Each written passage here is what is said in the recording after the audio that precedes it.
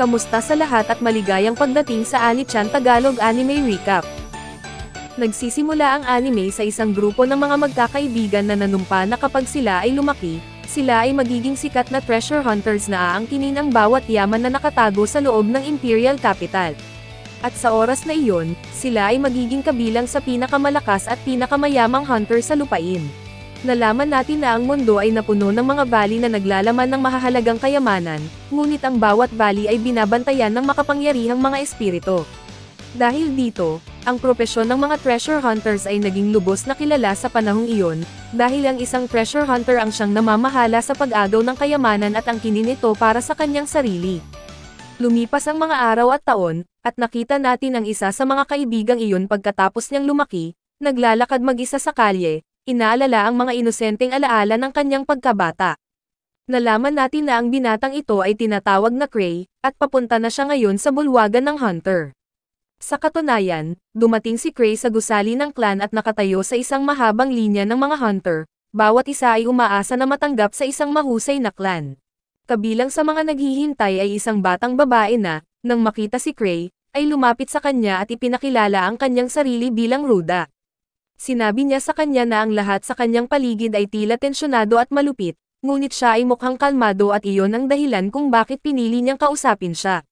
Ipinaliwanag ni Ruda na siya ay isang independent hunter sa ika-4 na ranggo, ngunit nais na sumali sa isang partido o isang clan, dahil hindi niya nakuha ang isa sa napakalaking kayamanan sa kanyang sarili. Sa sandaling iyon, narinig sila ng isa pang hunter na nagngangalang Greg at tinutuya siya, na nagsasabi, "Anong kayamanan sa palagay mo ang maaari mong angkinin ng mag-isa? Masyado kang mahina para dyan. Sa pinakamahusay, maaari mo lamang pangasiwaan ang mga kayamanan sa antas ng baguhan." Ang kanyang mga salita ay ikinagalit ni Ruda, at nagsimula itong makipag-away sa kanya. Lumalaki ang kanilang pagtatalo hanggang sa muntik na silang magkagulo, ngunit isang gwardya ang namagitan, na nagbabanta na paalisin sila sa gusali at ipagkakait ang kanilang pagpaparehistro sa clan. Agad silang huminto sa pagpapanggap na biro lamang ito, at hindi nagtagal, lahat ay nagpapatuloy sa loob. Sa puntong iyon, nagsimulang ipaliwanag ni Cray kay Ruda ang pagkakaiba sa pagitan ng isang clan at isang partido. Sinabi niya sa kanya na ang isang clan ay isang union ng ilang partido, habang ang isang partido ay isang grupo ng mga independent hunters na nagpasyang magsanib puwersa. Ang clan na nakatayo sa harap ay tinatawag na First Steps Clan, isa sa pinakamakapangyarihan at makabuluhang clan sa buong kabisera. Si Ruda ay humanga sa kanyang kaalaman at nagtataka kung paano niya nalalaman ang lahat ng iyon. Sa kanyang sorpresa, inihayag ni Cray na ito talaga ang kanyang ika-5 pagkakataon dito, na ikinagulat niya. Pagkatapos ay tinanong niya siya tungkol sa isa sa mga partido sa loob ng clan, at sinabi niya sa kanya ang tungkol sa partido ni Ark, na nagpapaliwanag na ang pinuno nito, si Ark, ay isa sa pinakamalakas na mangangaso sa clan, na naabot ang 7th rank. Bagamat sa kasamaang palad, ang kanyang partido ay hindi tumatanggap ng mga bagong hunter sa ngayon. Sa sandaling iyon, napansin ni Ruda ang isang bakanteng upuan at nagtanong tungkol dito, ngunit humarang si Greg, at sinabing, "Paanong hindi mo malalaman na ang upuang ito ay kabilang sa partido ng Sorrowful Souls? Sila ang pinakamalakas na partido sa clan, at higit pa rito, sila ang pinakamatandang partido nito at ang mismong mga founder ng clan mismo." Naaalala ni Cray ang kanyang mga alaala, na naalala na ang Sorrowful Souls ay dating partido ng kanyang mga kaibigan noong bata pa. Habang siya ay nawawala sa pag-iisip, ang tinig ng isang hunter ay sumisigaw ng kanyang pagnanais na sumali sa Sorrowful Souls. Sa sandaling iyon, lumitaw ang isang independent hunter na kabilang sa clan na nagngangalang Tino, na handang hampasin ang hunter na iyon dahil sa pang-iinsulto sa kanilang partido. Bago magkaroon ng away sa pagitan nila, napansin ni Tino si Cray na tahimik na nakatayo sa gitna ng karamihan, sinusubukang makawala ng hindi napapansin. Nahuli niya siya sa huling sandali at tumatawag, "Kailan ka pa nandito, leader?" Ang lahat ay natigilan, nagulat nang matuklasan na si Cray ay walang iba kundi ang pinuno ng Sorrowful Souls. At hindi lang iyon, ngunit siya ay nasa ika-8 ranggo, na ginagawa siyang pinakamalakas na hunter sa kanilang lahat. Si Cray, gayunpaman, ay nakakaramdam lamang ng pagkabalisa na ang kanyang pagkakakilanlan ay nalantad. Nagbabalik ang kwento sa isang flashback ng nakaraan ni Cray kasama ang kanyang mga kaibigan sa simula ng kanilang paglalakbay bilang isang party. Sa kabila ng kanilang murang edad, nakuha nila ang mga kayamanan sa antas ng baguhan sa isang record na bilis. Isang araw, isang napakalaking halimaw ang lumitaw sa likod ni Cray. Ang isa sa kanyang mga kaibigan ay sumigaw upang bigyan siya ng babala, ngunit si Cray, naninigas sa takot, ay hindi makagalaw. Ang isa pang kaibigan ay lumukso, pinatay ang hayop, pagkatapos ay bumaling kay Cray, na nagsasabing, naiintindihan ko ang iyong plano. Itinaya mo ang iyong buhay upang maging pain para mapatay ko ito. Isa kang tunay na profesional na hunter, Cray. Ngunit sa totoo lang, walang ideya si Cray na nandoon ang halimaw. Sa paglipas ng panahon, napagtanto ni Cray na ang bawat isa sa kanyang mga kaibigan ay nagtataglay ng kakaibang talento, maliban sa kanya. Pakiramdam niya ay siya ang pinakamahina sa kanila.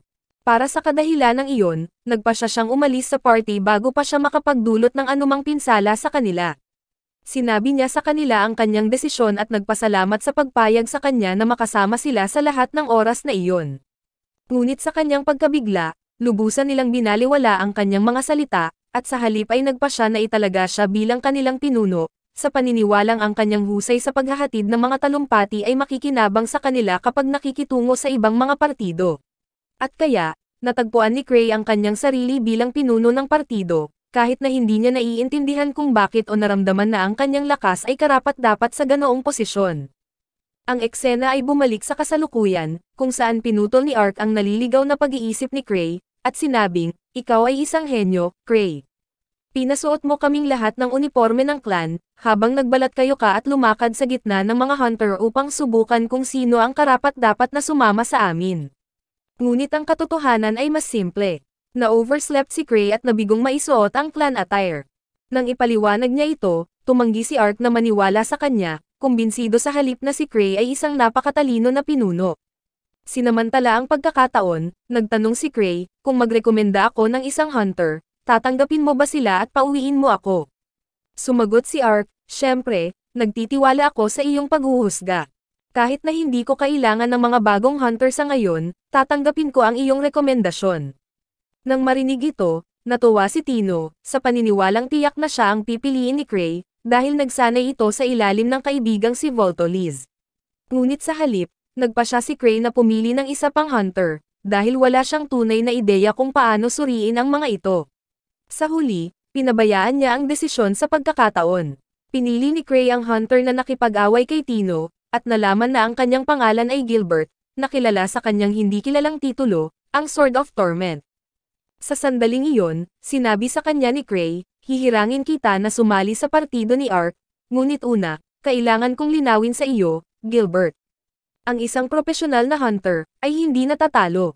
Katulad ko, naabot ko ang ikawalo na ranggo, at ni minsan ay hindi ako natalo. Ang lahat ay namangha sa kapangyarihan ni Cray, kahit na ang totoo ay hindi pa talaga nakipaglaban si Cray sa isang tunay na labanan upang matalo sa unang pagkakataon. Pagkatapos nito, inihagis ni Cray ang isa sa kanyang mga sinaunang singsing sa lupa at ipinahayag sa lahat ng hunters na kung sino man ang kukuha ng singsing ay sasama sa kanila at maaaring panatilihin din ito. Kaagad, isang matinding labanan ang sumiklab sa pagitan ng mga hunter, bawat isa ay nagsusumikap na makuha ang singsing. Habang nilalamon ng kaguluhan ang gusali, tahimik na umalis si Cray, na iniwan ang lugar na may kaguluhan. At sa gayon, natapos ang araw. Kinaumagahan, nabigla ang mga clan nang mabasa nila ang balita ng mabibigat na pinsalang natamo sa clan building dahil sa away ng mga hunter, at sinasabing ang guildmaster mismo ang gustong makita si Cray. Tumanggi si Cray sa una, iginiit na si Ark ang dapat na pumunta, ngunit ipinaalam sa kanya ni Evan na hiniling siya ng guildmaster sa kanyang pangalan. Napahawak sa tensyon si Cray, at wala siyang choice kundi ang pumunta. Nang makita niya ang guildmaster, humingi siya ng paumanhin para sa pagkawasak na dulot sa loob ng gusali. Sa kabutihang palad, ang mga pinsala ay materyal lamang, at walang nasaktan. Sumagot ang guildmaster, wala akong magagawa, dahil walang nagsampa ng reklamo. Gayunpaman, ang First Steps clan ay isa sa mga pinakadakilang clans, tinitingala ng lahat, at sa makatuwid isang parusa, kahit na maliit, ay dapat isagawa. Ang parusa ay para kay Cray na pumili ng isa sa mga mababang misyon, ang mga mapurol o mapanganib na gawain na karaniwang tinatanggihan ng mga hunter. Dahil walang kaalaman si Cray sa mga misyon na ito, pumili siya ng isa ng random, na naging pinakamahirap sa kanilang lahat, na nagligtas sa 5 hunter. Gayunpaman, nanatiling walang malasakit si Cray, dahil nilayon niyang iwan ang misyon kay Ark at sa kanyang partido. Ngunit nang bumalik si Ark sa punong tanggapan, nagalit si Tino, sinabi sa kanya na ang partido ni Ark ay nagpunta sa isang misyon para sa isang maharlika sa kabisera at hindi babalik ng ilang araw. Pagkatapos ay ipinahayag niya na siya ang nagwagi sa singsing ni Cray. Nang walang ibang pagpipilian, ibinigay ni Cray ang misyon kay Tino, ngunit nang matuklasan niyang ito ay isang mababang misyon, agad niyang sinubukang tumakas. Gayunpaman, iginapos siya ni Cray gamit ang kanyang magic chain at ibinalik siya. Habang nagsusumamo siya sa kanya na huwag italaga sa kanya ang ganoong gawain, sa pag-aangkin na napakahirap at imposibleng tapusin ng mag-isa, tiniyak ni Cray sa kanya, huwag mag-alala, dadalhan kita ng mga hunter para tulungan ka. Maya-maya, dumating si Ruda, Greg, at Gilbert sa punong tanggapan, sinasagot ang tawag ni Cray para sa tulong. Nang makita sila ni Tino, nadismaya siya, napagtantong kailangan niyang makipagtulungan sa kanila sa parehong misyon. Tahimik na nakatayo si Cray, pinapanood silang nagsasanay, at ang eksena ay napalitan ng isang flashback ng kanilang unang pagdating sa kabisera. Nais ng kanyang mga kaibigan na mag-apply sa guild, habang si Cray ay tumanggi, at sinabing, kung gusto mong magparehistro, gawin mo ito nang wala ako. Magdadala lang ako ng gulo sa inyo. Pakiusap hayaan mo akong umalis. Ngunit ang kanyang mga kasamahan ay matatag na tinanggihan ang kanyang mga salita, iginiit na manatili siya sa kanila bilang kanilang pinuno. Magkasama silang pumasok, 6 sa kabuuan, at nagpakilala bilang isang bagong partido na naghahangad na sumali sa Guild of Clans. Lumapit si Cray sa receptionist at tinanong kung pwede silang magparehistro ng libre. Sagot niya, normally, hindi kami tumatanggap ng mga party ng libre, pero minsan gumagawa kami ng mga exception. Maaari kang magparehistro ngayon, piliin ang pangalan ng iyong partido at sumali sa amin. Nabalisa si Cray, dahil walang pangalan o simbolo ang kanilang partido. Idinagdag ng receptionist, ang pangalan at ang sagisag ng isang partido ay kabilang sa pinakamahalagang katangian nito, dahil ang mga ito ay nagpapakita ng lakas at pagkakakilanlan nito. Dalhin ang iyong oras at pumili ng isang bagay na malakas at kakaiba. Pagkatapos ng maraming pag-aalinlangan, sa wakas ay pinili ni Cray ang pangalan na Sorrowful Souls at nag-sketch ng kakaibang sagisag para sa kanila. Nang makita ito ng kanyang mga kaibigan, sinabi nilang hindi ito ang pinakamahusay na pagpipilian, dahil nagbigay ito ng impresyon ng isang mahinang partido sa lipunan kaysa sa isang malakas na hunter. Ngunit sinamantala ni Cray ang sandali, sinabi sa kanila, kita nyo, hindi man lang ako makabuo ng tamang pangalan. Sinabi ko sa inyo, hindi ako karapat-dapat na maging pinuno nyo, o kaya manatili kasama nyo. Ang kanyang mga kaibigan, gayunpaman, ay mabilis na nagbago ng kanilang paninindigan, na ipinahayag na hinahangaan nila ang pangalan at ang sagisag, dahil sila ay natatangi at namumukod-tangi. Pinuri nila ang kanyang desisyon, hindi dahil naniniwala sila dito, ngunit para matiyak na mananatili siya sa kanila at hindi umalis. Sa gayon ay isinilang ang Party of the Sorrowful Souls, na minarkahan ang pinakaunang hakbang sa pundasyon ng First Steps Clan.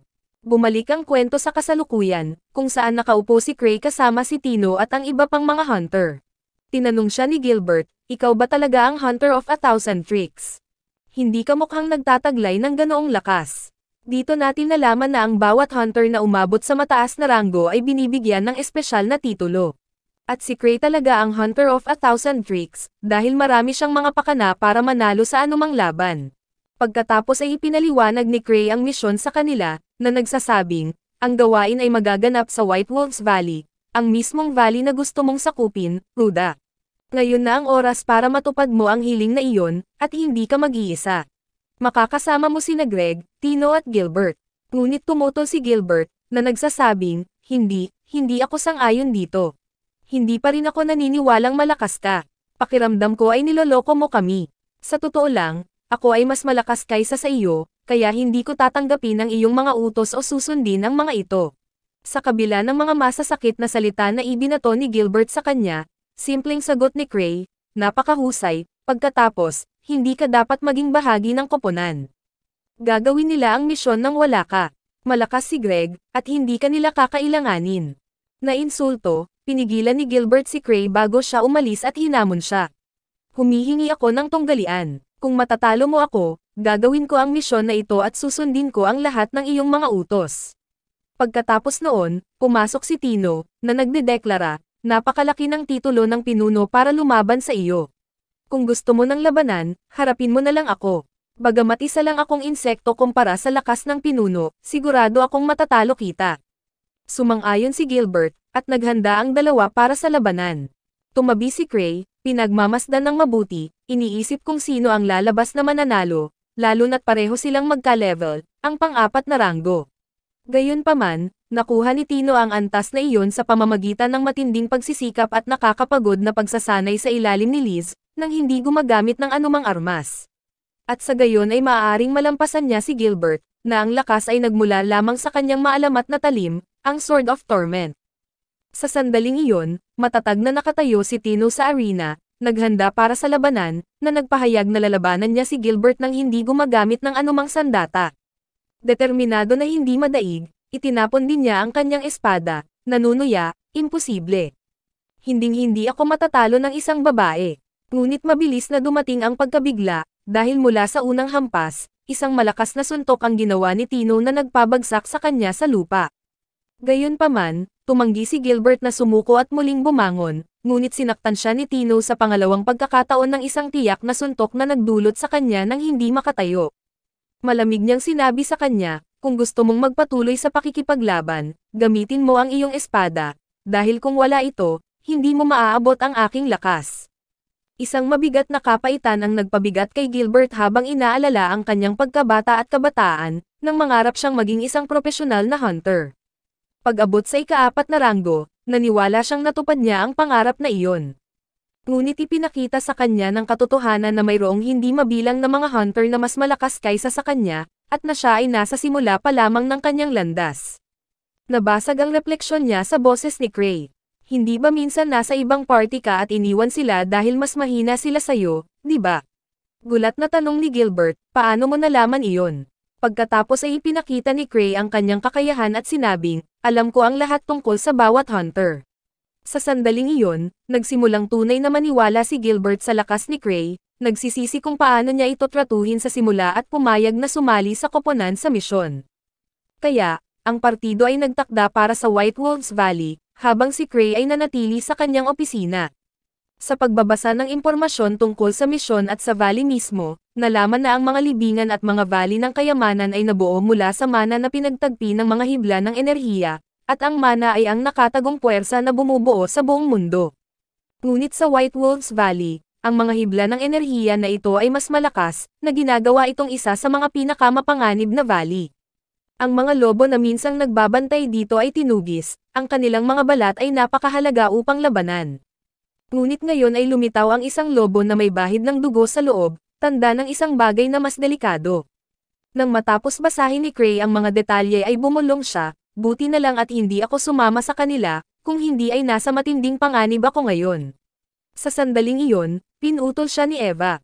Hindi ko maintindihan kung bakit hindi ka nakikibahagi sa anumang misyon, sa kabila ng pagkakaroon ng napakaraming sinaunang armas at artifact na maaaring magprotekta sa iyo. At nga pala, dapat mong ihinto ang pagbili ng napakarami sa kanila kung hindi mo kailanman gagamitin ang mga ito. Nang maglaon, umupo si Cray kasama ang kanyang mga kasama sa guild, kung saan pinag-usapan nila ang tungkol sa White Wolves Valley, na idineklara itong napakapanganib kung kaya't isinasaalang-alang ng guild na itaas ang klasifikasyon nito mula sa ikatlong ranggo hanggang sa ika-6. Nanindigan ang takot sa dibdib ni Cray, dahil ito ay nangangahulugan na ang kanyang mga kaibigan ay walang pagkakataon na makomplito ang ganoong misyon, na ang pinakamalakas sa kanila ay nasa ika-4 na ranggo lamang. Sa muling pagbabasa ng misyon, natakot siya nang matuklasan na ang mga hunter na dapat nilang iligtas ay may nasa ika-5 ranggo. Isang matinding pagkakasala ang bumalot sa kanya dahil sa itinapon niya ang kanyang mga kasama sa ganoong panganib, kaya nagpasya siyang abutin sila bago sila pumasok sa valley. Binuksan ni Cray ang kanyang mahiwagang tarangkahan at inilabas ang lahat ng mga sinaunang armas na kakailanganin niya. Nang makita ito ni Eva, sumabog siya, saan ka pupunta? Malumanay niyang sagot, lalabas lang ako para maglakad. Pagkatapos, pagbukas ng bintana, bigla niyang inilatag ang kanyang mahiwagang balabal at pumailang lang sa langit. Natigilan si Eva sa hindi makapaniwala. Gumamit si Cray ng isang ipinagbabawal na artifact sa loob ng kabisera. Ang balabal na iyon ay ipinagbawal dahil walang sino man ang makakontrol nito, ni huminto, o nagdidirekta sa paglipad nito, na ginagawa itong lubhang mapanganib. Maliwanag, ang paglalakbay ni Gray sa Valley ay hindi magiging madali. Ang kwento ay lumipat sa isang flashback sa partido ng Sorrowful Souls sa kanilang unang linggo sa kabisera. Bagong kinikilala bilang isang opisyal na partido, nagtipon sila sa isang tavern, ipinagdiriwang ang kanilang mga tagumpay, kabilang ang pagpatay ng isang hayop sa isang level 3 ng kayamanan na kuweba. Sa kabila ng hindi pa nagkakaroon ng lakas ng ganoong antas, narinig at kinutya sila ng isang malapit na hunter. Mga bata pa lang kayo, halos hindi nakakamit ang mga baguhan. Dalawang miyembro ng partido ang tumugon sa pamamagitan ng pagbukas ng isang bag sa harap niya, na inihayag ang pugot na ulo ng hayop. Sa gulat, ang hunter ay napaatras sa takot at tumakas sa tavern. Sinabi ko sa iyo sa simula na huwag dalhin ang ulo ng hayop kasama natin. Gayunpaman, dahil sa pagkilos na iyon, mabilis na kumalat ang balita ng kanilang lakas, at nakilala ng lahat ng mga hunter ang Sorrowful Souls bilang isang totoo at kakilakilabot na partido. Bumalik ang eksena sa kasalukuyan, kung saan dumating si Tino at ang mga hunter sa White Wolves Valley. Nang makita ang mga halimaw na nakatago sa loob, pumayag silang magtulungan, kahit na ang mga halimaw ay lampas sa kanilang lakas. Gayunpaman, mabangis silang lumaban, natalo ang bawat nilalang na nauna sa kanila, kahit na halos lahat ng kanilang lakas ay naubos. Pagkatapos ng labanan, tinanong nila kung bakit parang humina ang espada ni Gilbert. Naalala niya na si Gray ang huling humawak nito, na sinasabing, baka na-drain ni Gray ang lahat ng kapangyarihan nito. Nakalulungkot, hindi ko ito ma-recharge ng mag-isa. Nag-aalalang sabi ni Greg, ang misyon na ito ay lampas sa ating antas, dapat tayong tumigil dito at tumawag ng mga reinforcements. Ngunit mariin siyang pinutol ni Tino, hindi tayo aatras, tatapusin natin ang misyon na ito gaya ng utos ng pinuno.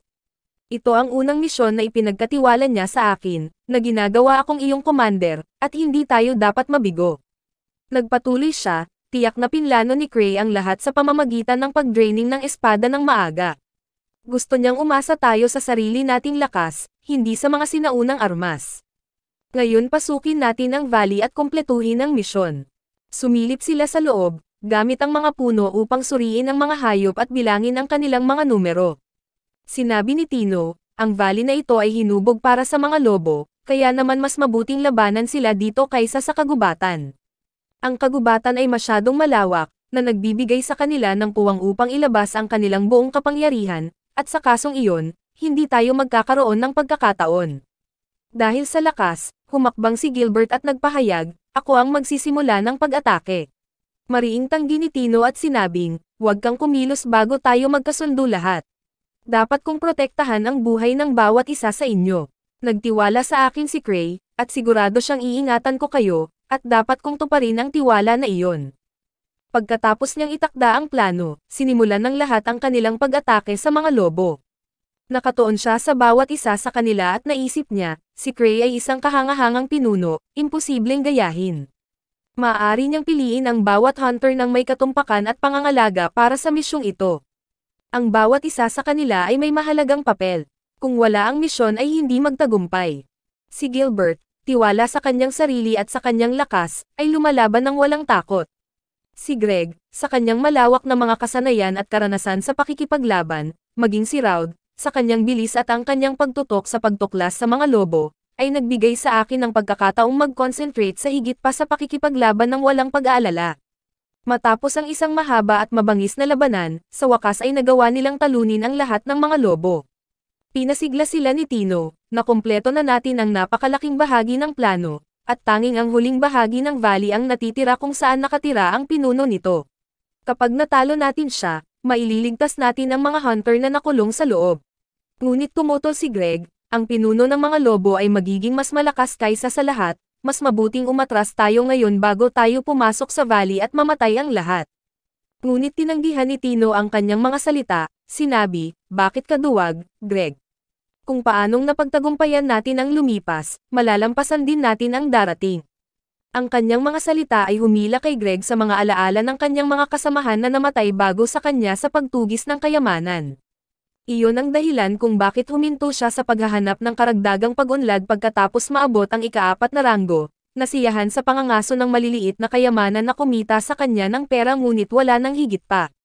Ito ang dahilan kung bakit siya naging duwag, natatakot na ipagsapalaran ang kanyang buhay.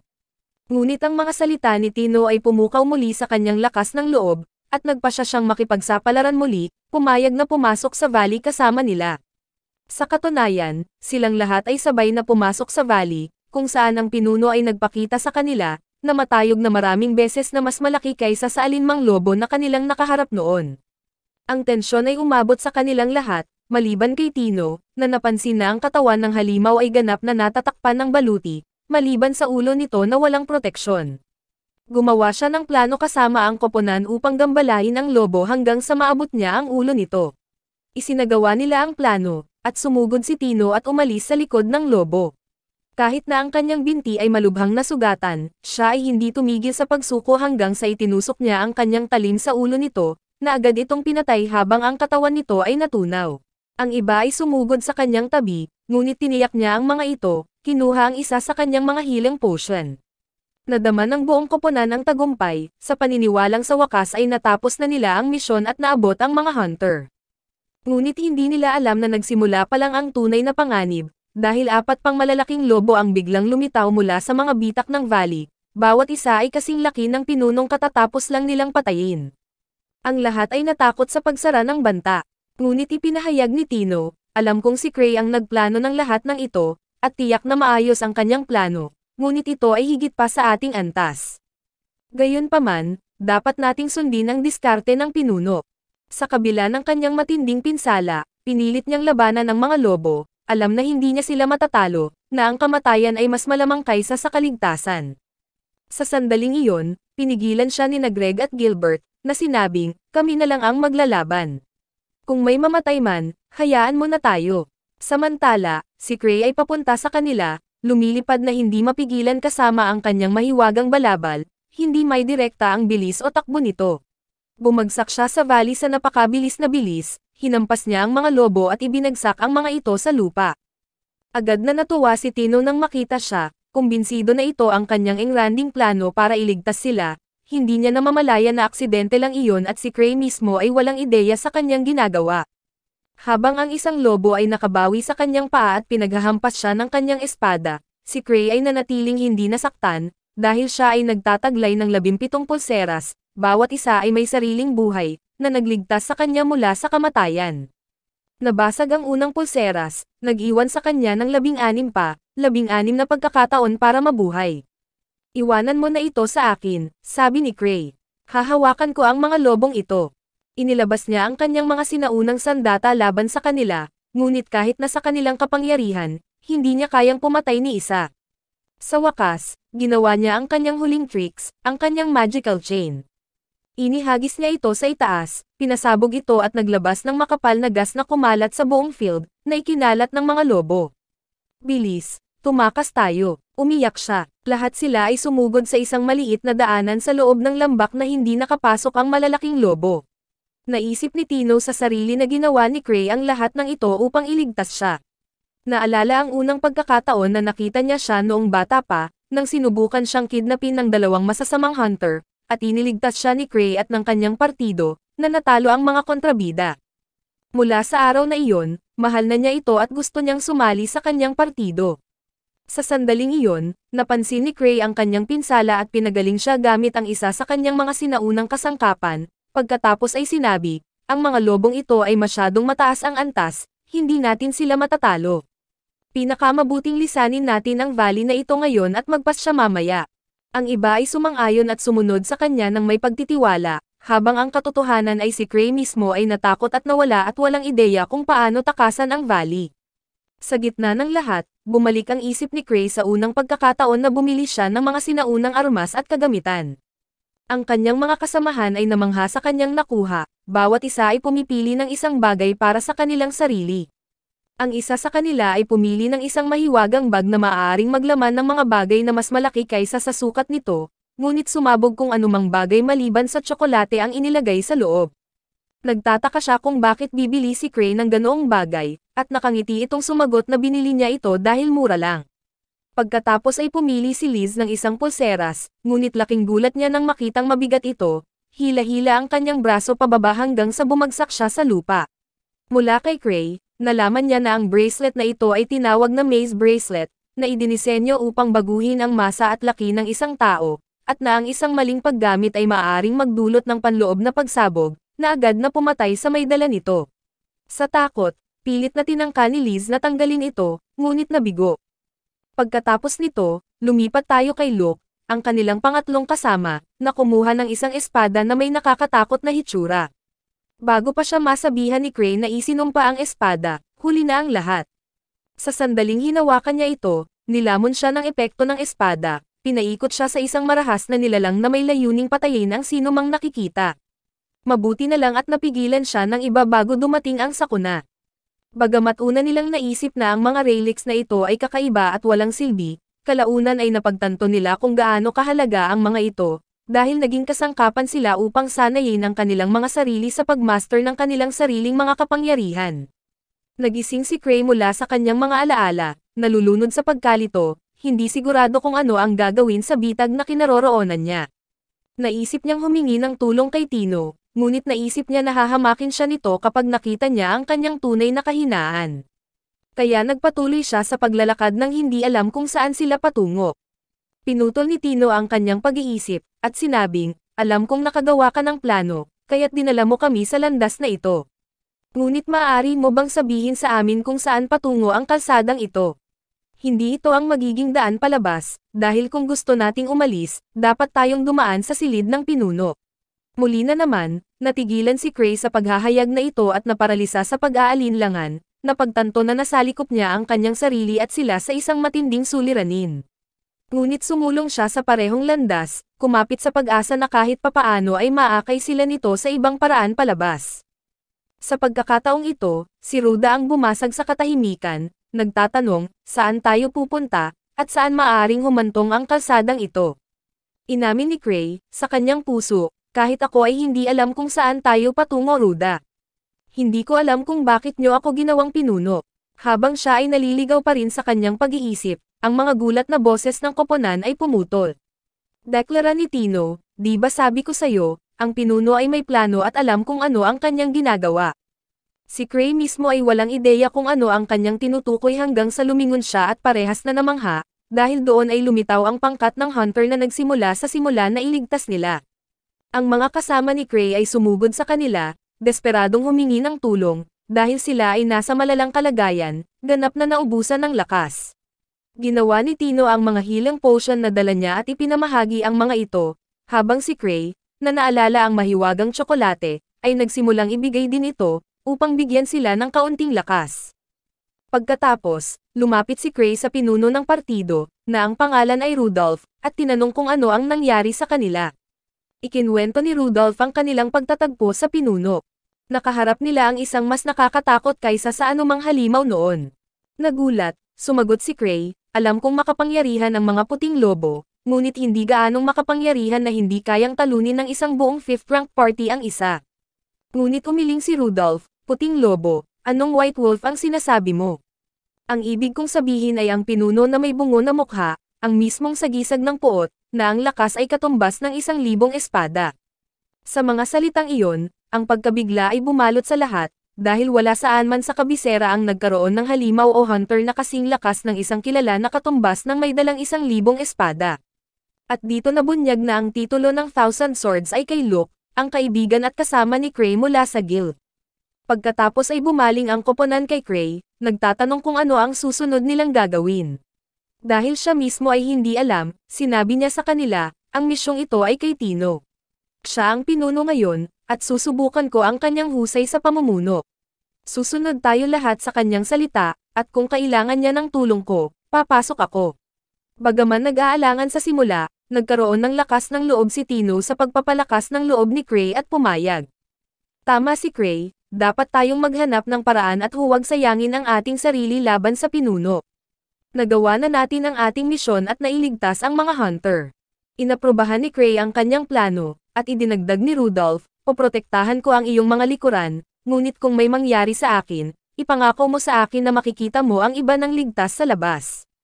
Matigas na sagot ni Tino, huwag kang mag-alala, hanggat nasa atin ang ating pinuno, lahat tayo ay aalis ng ligtas. Bago pa sila makagalaw muli, may kakaibang tunog na pumuno sa hangin, na sinabayan pa ng paglilipat ng liwanag at apoy sa paligid nila. Naalarma, sabi ni Rudolph, umalis ang pinuno sa kanyang lungga. Papalapit siya sa atin. Sa katunayan, ang pinuno ay lumitaw mula sa malayo, papalapit sa kanila, at sa likuran niya ay may isa pang figura. Nang makita siya ni Tino, nanginginig siya at nagtago sa likod ni Cray, dahil ito ay si Liz, ang childhood friend ni Cray at isang founding member ng Party of the Sorrowful Souls, pati na rin ang malupit na tagapagsanay ni Tino. Ipinaliwanag nito ang kanyang takot. Ang unang ginawa ni Liz pagdating sa valley ay diretsyong humakbang kay Tino, pinagalitan siya dahil sa pagiging mahina, kulang sa ambisyon at hindi pagtupad sa ganoong simpleng misyon. Pagkatapos ay bumaling siya kay Cray, nakipagkamay sa kanya, at sinabing, sa sandaling nalaman ko mula sa guild na narito ka sa isang misyon, nagmadali akong tulungan ka. Ikinalulungkot ko sa pag-iwan sa iyo ng isang mahinang trainee gaya ni Tino upang suportahan ka. Sa sandaling iyon, pumasok si Gilbert, sinabi kay Liz na si Tino ay isang mahusay na pinuno at hindi mahina. Ngunit pinatahimik siya ni Liz sa isang suntok na nagpabagsak sa kanya sa pader bago ipagpatuloy ang kanyang sinabi kay Cray. Kararating ko lang sa kabisera, at sa sandaling nalaman ko mula sa gildang tungkol sa misyon na pinuntahan mo, sumugod ako dito para tulungan ka. Pagkatapos ay namagitan si Cray, tinitiyak sa kanya na si Tino ay isang mahusay na trainee na lubos na tumulong sa kanila sa misyong ito, at nasiyahan si Liz sa kanyang mga salita. Sa sandaling iyon, lumitaw ang natitirang malalaking lobo, armado ng mga sandata at rifle. Nagpa siya si Liz na harapin sila ng mag-isa, nagsuot ng maskara ng partido, at sa isang kamay lamang, nasalo niya ang bawat bala mula sa kanilang mga baril. Dahil sa nakita ay naghinala ang team ni Cray na baka hindi nga siya tao. Matapos maalis ang mga lobo, lumitaw ang pinuno mismo. Ngunit kahit nasa kanyang pinakamababang antas ng enerhiya, natalo siya ni Liz ng may ganap na kadalian at ganap na nawasak siya. Kaya, si Liz ang nagtapos sa misyon, at ang swerte ni Cray na dumating siya sa mismong sandaling iyon, na nagtapos sa araw. Nang sumunod na araw, nagpa siya si Gilbert na umalis sa guild at bumalik sa kanyang dati upang muling magsanay, determinadong buuin muli ang kanyang lakas mula sa simula. Mula nang makita si Liz, hinangad na niyang maging katulad niya, na makaiwas sa mga bala. Nag-iwan siya ng sulat sa guild para ihatid kay Cray bago umalis kasama ang kanyang mga kasama. Samantala, nakaupong mag-isa si Cray, inaalala ang kwento ng mga maskara ng partido. 6 na taon bago nito, gumawa siya ng mga maskara na may sagisag ng partido upang makilala ang mga ito. Ngunit ang kanyang mga kaibigan ay namangha nang makitang ang mga maskara ay walang bukas para sa mga mata. Ipinapalagay nila na sinadya itong ginawa ni Cray upang sanayin silang umasa sa kanilang mga pandama kaysa sa paningin, na nangangatuwiran na kung makakalaban sila sa ganitong paraan, sila ang magiging pinakamalakas na partido sa kabisera. Pinuri nila si Cray para sa mapanlikhang ideyang ito, habang ang totoo ay nakalimutan niyang putulin ang mga butas ng mata. Nawala sa alaala si Cray na may mabigat na puso, desperadong hinahanap ang sinaunang tanikala na ginamit niya sa valley. Ngunit hindi ito matagpuan. Dito, dinadala tayo ng kwento sa isang flashback mula sa isang taon na ang nakalipas, na nagpapakita ng kahalagahan nito. Nakita natin si Stray, ang kaibigan ni Cray at kapwa-miyembro ng partido na inaabot sa kanya ang chain at ipinapaliwanag na ito ay isang sinaunang relic ng kanyang sariling imbensyon, na napakahalaga, kaya ipinagkatiwala niya ito sa kanya dahil hindi siya ligtas na iwan ito sa iba. Sinabi niya sa kanya na ang pangalan nito ay ang Slime Stray Chain. Pagkatapos ng kanyang sarili, si Cray, na bighani, ay sinubukang buksan ito, ngunit mabilis siyang pinigilan ni Stray, nagbabala, ang chain na ito ay lubhang mapanganib. Kung bubuksan, maaari nitong sirain ang buong kabisera. Mangyaring panatilihin itong ligtas. Nangako siyang babantayan ito. Nalaman din natin na si Stray ay isang alchemist sa laboratorio ng kabisera, at bagamat nasa ikalawang antas lamang, isa siya sa mga pinakabihasang alchemist, na gumagawa ng mga imbensyon na parehong kapaki-pakinabang, at minsan, mapanganib na hindi matatag. Ang eksena ay bumalik sa kasalukuyan, kung saan patuloy na hinahanap ni Cray ang chain sa tumataas na takot. Sinumpa niya ang kanyang sarili nang may panghihinayang sa pagbukas nito sa valley dahil sa kaduwagan. Ngunit pagkatapos ay naalala niya na ito ay walang laman, na nagbigay katiyakan sa kanya na walang mangyayari sa kabisera, at na si Stray ay maaaring nagpatakot lamang sa kanya, para masiguradong babantayan niya itong mabuti.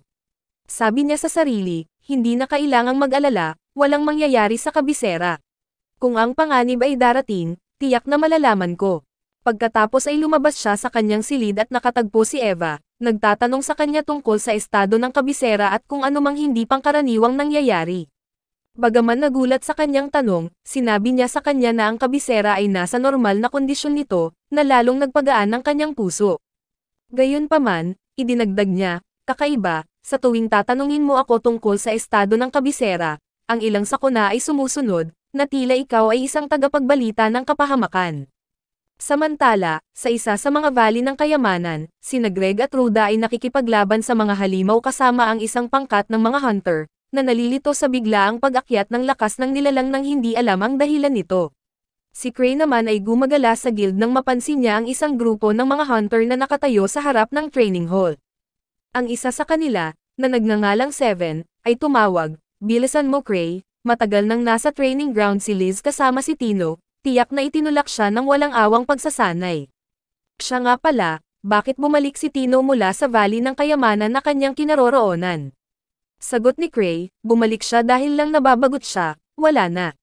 Si Seven, gayunpaman, ay naguguluhan, nababagot, paano nababagot ang sinuman sa isang ikapitong antas ng valley?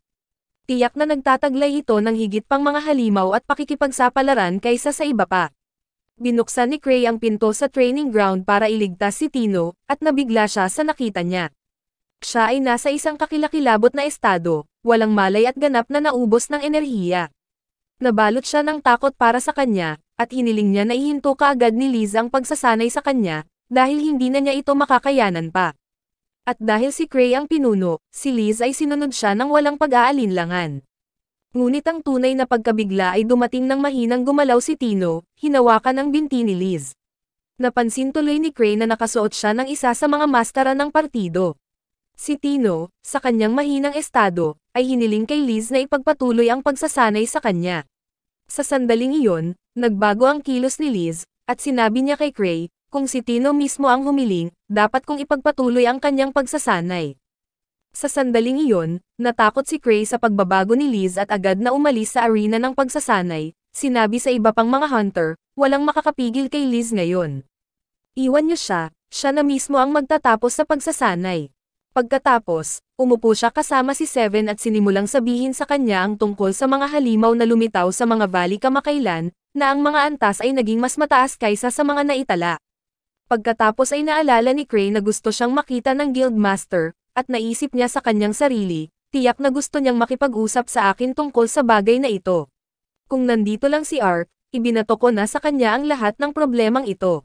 Pagkatapos ay naisipan niyang ibigay ang isa sa kanyang nakatalagang misyon kay Seven para alisin ito sa kanyang sarili. Kaya sabi niya, dahil hindi mo magagamit ang training arena ngayon, Seven, bakit hindi mo kunin ang isang misyon at gawin ito? Sa ganoong paraan, magsasanay ka rin. Pagkatapos ay lumakad palayo si Cray, puno ng kumpiyansa, bumubulong na siya ay matalino sa pagtakas sa misyon na itinalaga sa kanya. Sa sandaling iyon, isang bagong hunter sa clan ang nakaupo kasama si Seven, at nang makita niya ang gawin ni Cray, sinabi niyang tila walang ingat at malamig si Cray. Ngunit pinatahimik siya ni Seven, na sinasabi, huwag kang magpalinlang sa mga anyo. Siya ang nagpoprotekta sa buong angkan at nagpapanatili ng balanse nito. Sa likod ng kanyang maskara ng kawalang interes ay namamalagi ang isang mabangis na hayop na walang sino man ang makakalaban. Samantala, nakaupo ang guildmaster kasama ang kanyang assistant, nagbabasa ng mga ulat tungkol sa mga bagong halimaw na lumitaw. Dahil dito, hiniling niyang makipagkita kay Cray at pag-usapan ang bagay na ito. Nang ipaalam sa kanya ng kanyang kinatawan na sinasabing abala si Cray, nagpa siya ang master na pumunta mismo sa susunod na araw upang bisitahin siya. Nang araw ding iyon, nakita natin ang isang grupo ng mga iskolar na nakatayo sa harap ng isang kakaibang makina, at ang kanilang pinuno, na kilala bilang Sorcerer Lord, ay nagsabi ng may pagtataka, paano mahulaan ni Cray sa ikawalong antas kung ano ang mangyayari sa kabisera. Ilang oras na lang bago nila marating ang lugar na ito. Ngunit sa kabutihang palad, hindi nila maintindihan ang likas na katangian ng aparato o kung ano ang ginawa nito. Nalaman natin na ito ay idinisenyo upang baguhin ang enerhiya ng mga valley, palakasin ang lakas ng halimaw habang pinapayagan lamang ang lumikha nito na ma-access ang mga kayamanan at kunin ang mga ito. Ang nakakagulat ay nakatayo si Gray sa di kalayuan, pinagmamasdan at pinakikinggan ang lahat ng sinasabi nila. Ngunit bigla siyang nagising na ang lahat ay isa lamang panaginip, isang bangungot na tila totoo, na para bang siya mismo ang nabuhay. Doon natapos ang araw, at kinaumagahan, nagpa siya si Gray na magpahinga at lumabas kasama si Liz.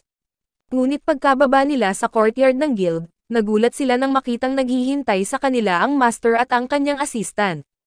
Sabi ng master, kailangan nating mag-usap, pero tumanggi si Liz at nagdeklara, holiday ngayon sa guild, at kasama ko si Gray. Habang pinipilit ng master na kausapin si Gray, isang marahas na sagupaan ang sumiklab sa pagitan nila ni Liz. Iniwan sila ni Gray sa kanilang laban at umupo kasama ang katulong ng master, na nagsimulang ipaliwanag kung ano ang nangyayari sa mga halimaw sa mga valley ng kayamanan, na ang mga antas ay tumataas ng nakababahala ng walang anumang malinaw na dahilan. Lumaki ang pagkabalisa ni Gray, naramdaman na ang lihim na chain ay maaaring ang dahilan sa likod nito. Ngunit itinatago niya ang sikreto sa kanyang sarili at hindi sinabi sa sinuman. Hindi nagtagal, lahat sila ay pumunta upang ihinto ang labanan sa pagitan ni Liz at ng master, na halos nawasak ang karamihan sa guild dahil sa kanilang napakalakas na kapangyarihan. Pagkatapos ay ipinahayag na ang master ay dating isang hunter sa ikapitong antas, kalaunan ay na-promote upang maging pinuno ng Guild of Clans. Sa sandaling nakita ni Liz si Gray, agad siyang kumalma, sumugod sa kanya at sinabing, halika, ituloy natin ang ating bakasyon. Umalis ang dalawa para mamasyal sa lungsod. Nagsimulang sabihin sa kanya ni Liz ang tungkol sa valley na kanyang pinasukan at ang mga halimaw na kanyang nakaharap, mga nilalang na sinasabi niyang pinakamalakas na nakita niya. Samantala, ang isip ni Gray ay abala sa mga kaisipan ng chain, na kanyang kinatatakutan na maaaring magdulot ng pagbagsak ng kabisera. Tinanong niya siya, sabihin mo sa akin Liz, kung gumuho ang kapital na ito, ano ang gagawin mo? Sumagot siya ng simpleng katapatan, syempre tatakas ako, at isasama kita sa lahat ng lugar na pinangarap kong makitang magkasama. Nagulat si Gray sa kanyang tugon, dahil hindi man lang niya naisip na iligtas ang lungsod. Sa pagkakataong iyon, napansin ni Liz na may nakatingin sa kanila. Hinawakan niya siya, handang hulihin siya, ngunit sinabi sa kanya ni Gray na palayain siya para malaman niya ang kanyang intensyon. Ngunit nang pakawalan nila siya, mabilis na tumakas ang lalaki. Naisip ni Liz na sinadya ito ni Gray, sa paniniwalang may plano siya, habang ang misteryosong lalaki ay nagtago at nagtaka, bakit ako hinayaan ni Gray na makatakas matapos niya akong mahuli na nakatingin sa kanya. Samantala, pabalik sa guild, si Seven at ang kanyang partido ay patungo sa isang misyon sa ilalim ng mga tagubilin ni Gray. Siyempre, alam ng master na, pinadala sila ni Gray para alisin ang kanyang sarili sa misyon na orihinal na responsibilidad niya. Ang misyon na iyon ay nasa Valley ng White Wolves, kung saan lumitaw ang mga bagong lobo, na sinasabing mas malakas kaysa dati.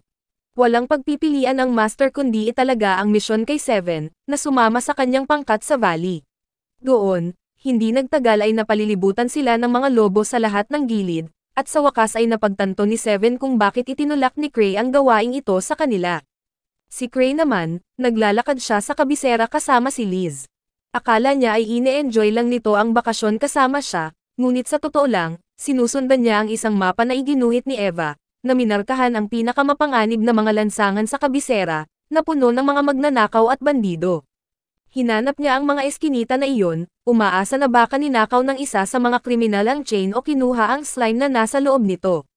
Napansin ni Liz na nag-ambala siya, dinala siya sa mga kakaibang kalye na malayo sa mga pangunahing kalsada. Tinanong niya kung nasa misyon siya o kailangan ng tulong. Sumagot si Gray na may hinahanap siyang mahalagang bagay, at kapag natapos na siya, dadalhin siya nito para kumain ng ice cream, ayon sa gusto niya. Sa sandaling iyon, nakita ni Liz ang isang tindahan ng ice cream sa kabilang kalye at sinabi niya kay Gray na dapat silang pumunta kaagad at bumili mula dito. Ngunit ang nakakagulat na katotohanan ay ang tindahan na ito ay talagang sikretong base ng parehong lalaki na nag-espiya sa kanila kanina. Nang makita niya silang papalapit, natigilan siya sa takot at naisip niya sa sarili, ngayon naiintindihan ko na kung bakit ako hinayaan ni Gray na makatakas. Ginawa niya iyon para mahanap niya ang base ko at mahuli niya ako. Habang nanginginig siya sa takot at hindi sigurado kung ano ang gagawin, dumating si Sofia, ang assistant ng Master Sorcerer. Sa kanila din pala nagtatrabaho ang lalaking ito. Nang sabihin niya sa kanya ang nangyari, tinulungan siya nito at mabilis na isinara ang tindahan. Nang dumating si Liz, Nagalit siya at tiyak na nagtatago ang may-ari ng tindahan sa loob, pinilit siyang pasukin at harapin. Ngunit nagawa siyang pakalmahin ni Cray, sinabi sa kanya na maghahanap na lang sila ng ibang tindahan, at inakay siya nito palayo sa lugar. Samantala, nagulat si Sofia sa mangkukulam, na sinabing nagawa ni Cray na maabot ang isa sa ating mga lihim na base, ang isa ay nakatago sa malayo, walang sino man ang dapat na makahanap nito. Nangangahulugan ito na natuklasan niya ang ating mga plano at malapit na niyang matuklasan ang device na pinagtatrabahuhan natin sa loob ng maraming taon. Maliwanag, minamaliit natin ang kanyang mga kakayahan mula pa noong una. Dapat tayong kumilos ng mabilis bago niya ilantad ang ating mga sikreto. Sa aking opinyon, kailangan nating alisin si Cray. Kapag nawala na siya, madali nang lipulin ang natitirang mga hunter, dahil siya ang pinuno nila at ang nagpapanatili sa kanila na ligtas. Pagkatapos nito, ang kabisera at ang lahat ng kayamanan nito ay magiging atin, at wala nang hahadlang muli sa atin. Kaya naman hinihiling ko sa iyo, Master Sorcerer, na bigyan ako ng direktang pahintulot na patayin si Cray. Kahit na hindi mapakali si Master Sorcerer sa pagpatay kay Cray, alam niyang nasa mataas na antas siya at halos imposibleng maabot, nagtiwala pa rin siya sa lakas at determinasyon ni Sofia. Kaya, binigyan niya siya ng awtoridad na kumilos, gayunpaman sa tingin niya ay angkop na palawakin ang kanilang kapangyarihan. Ito ang naging hudyat na kailangan ni Sofia para isagawa ang kanyang plano na patayin si Cray. Samantala, nagsimula nang bumuti ang kalagayan ni Tino, kaya dumiretso siya sa guild para tingnan kung ano ang nangyayari. Sa sandaling pumasok siya, natigilan siya nang makita ang isang napakalaking pagtitipon ng mga hunter at mga sundalo sa loob. Nang tanungin niya ang isa sa mga miyembro ng guild kung ano ang dahilan ng napakaraming tao, sinabi niya sa kanya na ito ang mga utos ni Cray. Sa mismong sandaling iyon, nagpakita si Cray kasama si Eva, at maging siya ay nabigla sa dami. Nagtanong siya sa kanya kung bakit napakarami. Sagot ni Eva, tinipon ko ang lahat ng pinakamalakas na hunter at sundalo para sa iyo, tulad ng hiniling mo. Si Cray, na kinakabahan ngayon, ay sumagot, oo, Eva, ngunit napakarami nito. Imposibleng bayaran ko silang lahat. Ginagampanan noon ni Ark ang bawat misyon na binigay ko sa kanya nang hindi humihingi ng bayad, at miss ko na siya. Ngunit sa ngayon, kalahati lang ang dadalhin ko sa misyon ng Valley of White Wolves. Sa dami niyan, tiyak na magtatagumpay sila, at mababayaran ko ang kanilang sahod. Ngunit ang mga hunter ay naging hindi mapakali nang marinig nila ito. Binalaan nila si Cray na pinag-uusapan ng lahat ang tungkol sa Valley of White Wolves at ang mga bagong halimaw na lumitaw doon, mga nilalang na mas malakas kaysa sa mga nauna. Iginiit nila na kakailanganin nila ng maraming bilang hanggat maaari, kung hindi ay malalagay sa panganib ang kanilang buhay.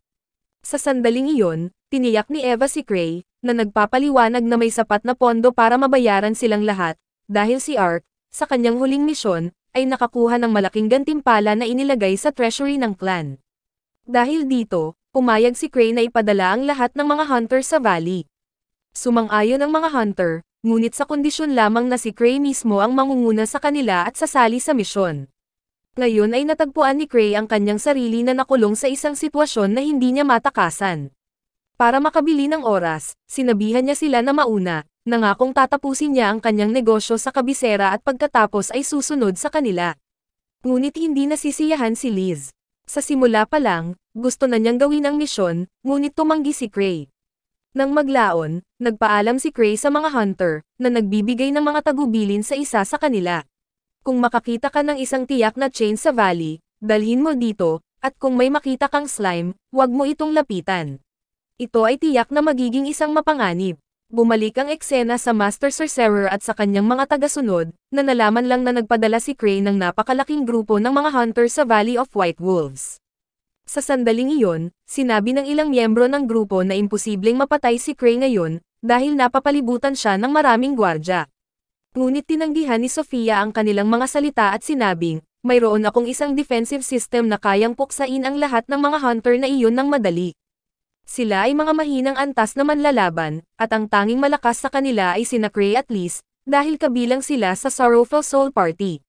Ito ang perpektong sandali para alisin si Cray, lalo na't walang kasama sa partido niya maliban kay Liz. At alam ko ang kanyang kahinaan at magagawa ko itong pagsamantalahan. Buti na lang at wala si Stray, at bumalik man siya, ako mismo ang papatay sa kanya.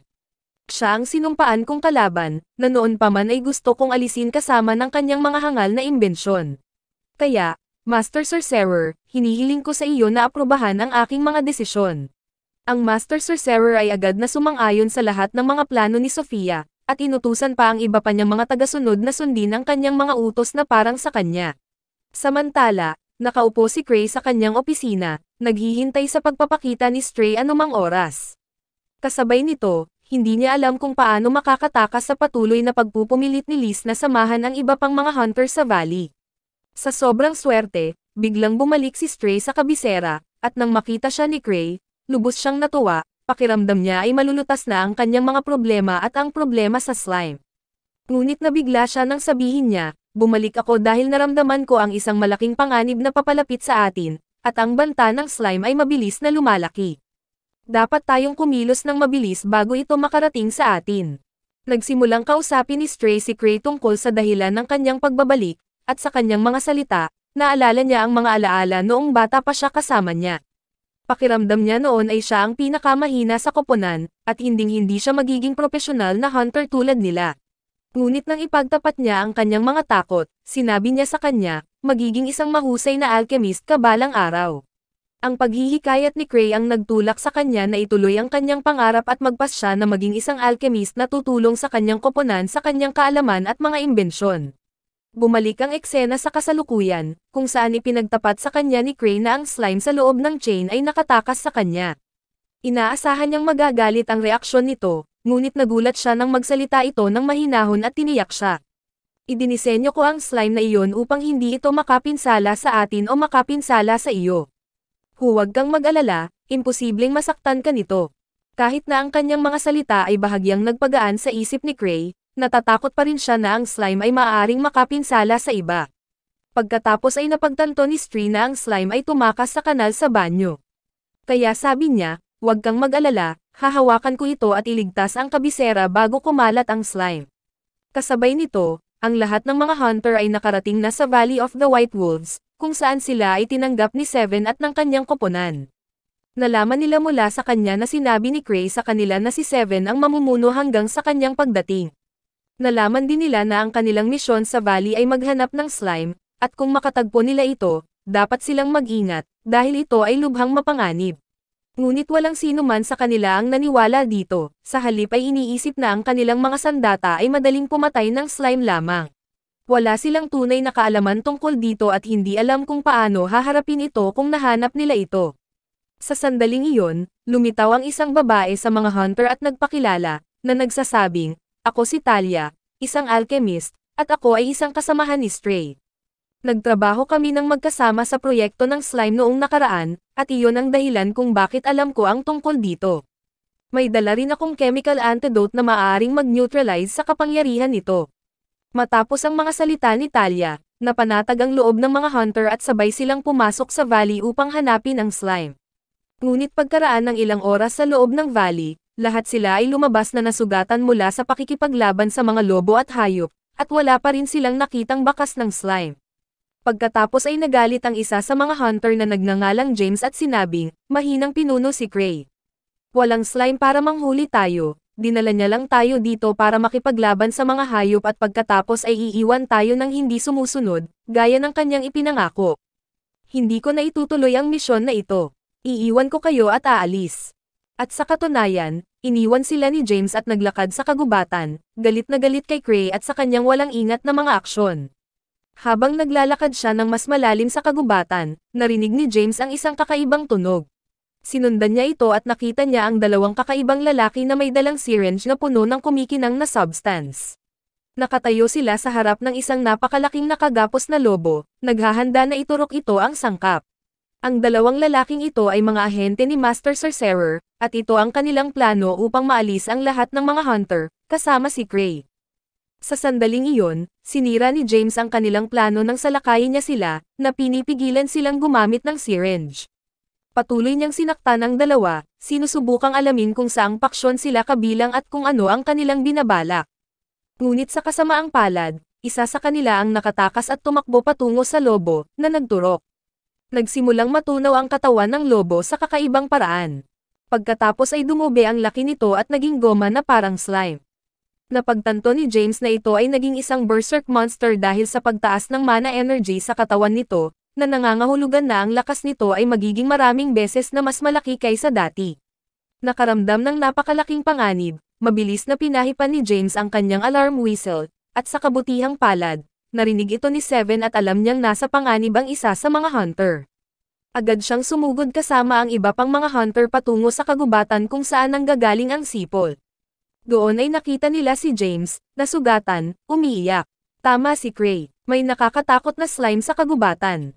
Bago niya matapos ang kanyang mga salita, nakita nilang lahat ang lobo na naging slime, ang katawan nito ay umuunat, sumisigaw, at muling lumalaki. Agad na sinimula ni Seven ang pagbaril ng kanyang mga sinaunang arrow upang patayin ito, ngunit sa kasamaang palad, walang kahit isang arrow ang nagkaroon ng anumang epekto, maliban sa isang napakaliit na epekto. Iyon ay nang pumasok ang antidote ni Talia. Kinuha ito ni Seven mula sa kanya at sinugod ang lobo, inihagis ito sa kanyang harapan. Sa sandaling natapakan ito ng lobo, nagsimulang mamaga ang katawan nito, at naisip ng lahat na malapit na itong sumabog at mamatay sa loob ng ilang segundo. Ngunit sa kasamaang palad, walang nangyari, at ang lakas nito ay nanatiling pareho.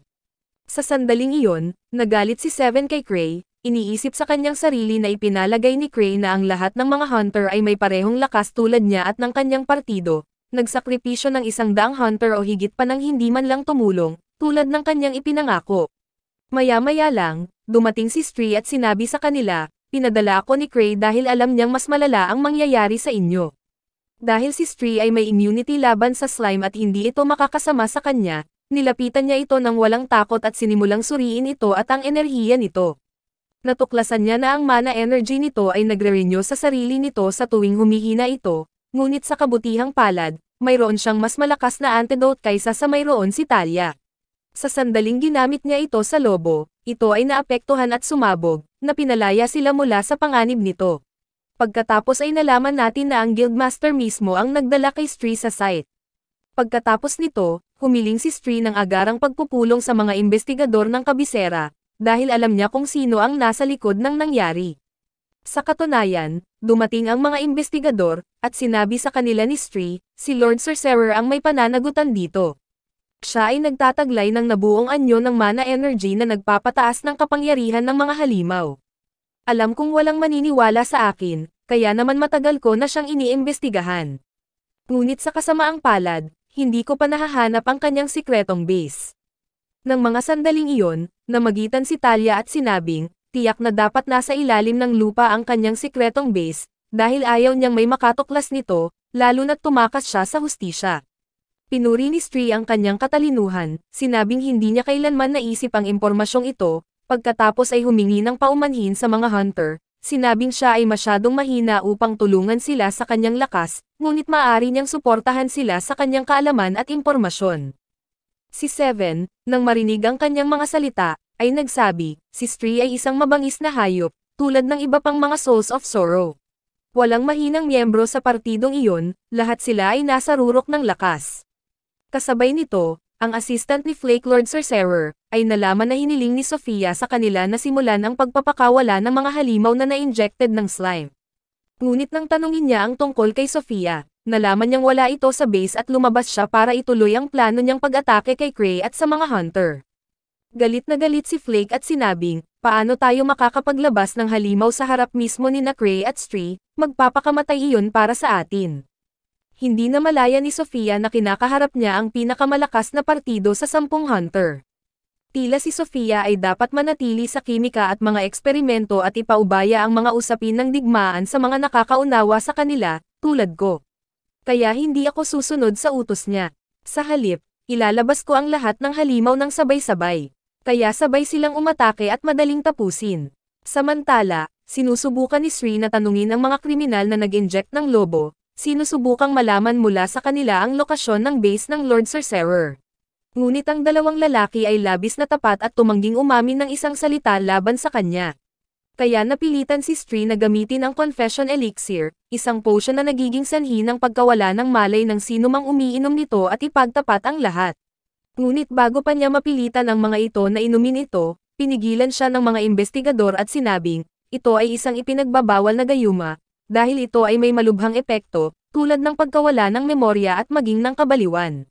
Dahil lamang sa nagtiwala kami sa iyo ay hindi nangangahulugan na maaari mong tanungin ang mga kriminal gamit ang mga ipinagbabawal na potion. At saka, sa harap pa lang namin, inabuso mo ang tiwala namin sa maling paraan. Sa sandaling iyon, sinubukan ni Stray na ipaliwanag sa kanila na walang ibang paraan upang matuklasan ang lokasyon ng mangkukulam na Panginoon, at hindi niya sinasadyang saktan sila sa anumang paraan. Ngunit sa kanilang mapilit na pagtanggi, inamin niya na peke ang gayuma, na sinusubukan lamang niya ang kanilang reaksyon. Ngunit sinira nila ang kanyang plano. Upang patunayan ang kanyang katapatan, ininom niya ang gayuma sa harap ng kanilang mga mata at sinabi, hahanapin ko ang lokasyon ng Sorcerer Lord sa sarili kong paraan bago maging huli ang lahat. Sa sandaling iyon, may lumabas na halimaw mula sa kagubatan, at napansin nilang lahat na iba ang kulay nito sa naunang halimaw. Sinabi sa kanila ni Stray na ang bawat hayop ay tumatanggap ng iba't ibang dosis ng mana, at ang bawat dosis ay nagbibigay dito ng kakaibang kulay at natatanging katangian. Pagkatapos ay ipinaliwanag niya ang plano na dapat nilang sundin, kung paano dapat kumalat ang mga hunter sa kagubatan upang talunin ang halimaw, lalo na't ang kanilang mga stock ng antidotes ay naubos na. Ngunit ang halimaw ay mas malakas kaysa sa mga hunter, at walang pag-atake ang nagkaroon ng anumang epekto dito. Bago pa makapag-isip si Stray ng isa pang plano, may lumitaw na isa pang halimaw, ito ay may ibang kulay, at lumapit ito sa una. Isang labanan ang sumiklab sa pagitan nila, at hindi nagtagal ay sumali ang ikatlo at ikaapat na hayop. Agad na nakalimutan ng mga halimaw ang presensya ng hunter at bumaling sa isa't isa. Noon nila napagtanto na ang mga halimaw na naturukan ng iba't ibang sangkap ay nakita ang isa't isa bilang natural na magkaaway at kailangang lumaban hanggang kamatayan.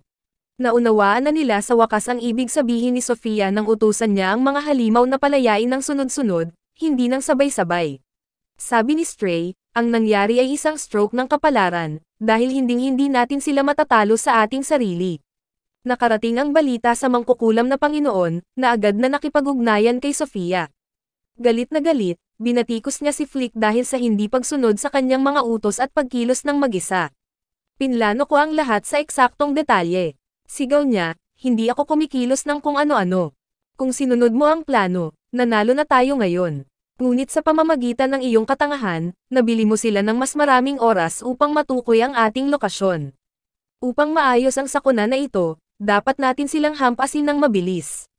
At ang pag-atake ay dapat kasama ng lahat ng mga kumakain ng puot, dahil sila lamang ang mga hayop na may kakayahang kontrahin ang kapangyarihan ni Stray. Binibigyang diin ko, Flick, lahat sila, hindi nag-iisa. Pagkatapos ay inutusan ng Sorcerer Lord si Flick na isagawa ang plano ni Sofia ng eksakto tulad ng sinabi niya, na sinasabi sa kanya, ito na ang nag-iisang pagkakataon mong patunayan ang iyong halaga at baguhin ang iyong malaking pagkakamali. Nangako si Flick na aayusin niya ang mga bagay sa kanyang sarili. Samantala, pinag-aaralang mabuti ni Stray ang sitwasyon, hinahanap ang tagwan ng Panginoong Mangkukulam. Pinagmamasdan, siya ni Talia mula sa malayo, nawala sa alaala ng kanilang nakaraan, dahil minsan ay naging guro at kasama niya si Stray, na laging nakahihigit sa kanya. Naalala niya ang walang kaparis na katapangan ni Stray, na hindi natatakot kahit na ang pinakamapanganib na mga eksperimento. At minsan, naiinggit sa kanya si Talia. Dahil kumbinsido na hindi na niya maaabot ang kanyang antas, naglibot si Talia sa kagubatan, nahuhulog sa isip ni Stray, hanggang sa makatagpo niya si Seven, na nagulat nang makita siyang gising sa ganoong oras.